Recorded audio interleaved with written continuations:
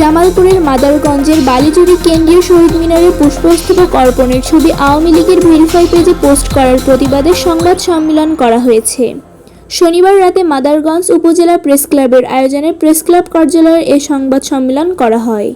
জানা গেছে, গত 21 ফেব্রুয়ারি 2025 প্রথম প্রহরে বালিজুড়ি কেন্দ্রীয় শহীদ মিনারে মাদারগঞ্জ উপজেলা প্রশাসন সহ সকল দপ্তরের পক্ষ থেকে পুষ্পস্তবক অর্পণ করে এরই ধারাবাহিকতায় মাদারগঞ্জ উপজেলা প্রেস ক্লাবের পক্ষ থেকে সভাপতি, সাধারণ সম্পাদক, সদস্য, একজন বীর মুক্তিযোদ্ধা ও বৈষম্য বিরোধী ছাত্রনেতা পুষ্পস্তবক অর্পণ করেন।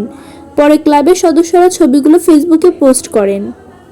কে বা কাহারা ওই ছবিগুলো নিয়ে বাংলাদেশ আওয়ামী লীগের ভেরিফাই পেজে পোস্ট করে এবং সেখানে স্ট্যাটাস দেওয়া হয় আওয়ামী লীগ ও সহযোগী সংগঠনের পক্ষ থেকে পুষ্পস্তবক অর্পণের প্রতিবাদে এবং উপজেলা প্রেস ক্লাবের সদস্যদের ছবি নিয়ে ফেসবুকে বিভিন্নভাবে অপপ্রচার চালাচ্ছে একটি কুচক্রী মহল। এর প্রতিবাদে এবং ষড়যন্ত্রকারীদের আইনের মাধ্যমে দৃষ্টান্তমূলক শাস্তির দাবি জানিয়ে সংবাদ সম্মেলন করা হয়। এই মর্মে মাদারগঞ্জের মডেল থানায় একটি জিডি করা হয়েছে।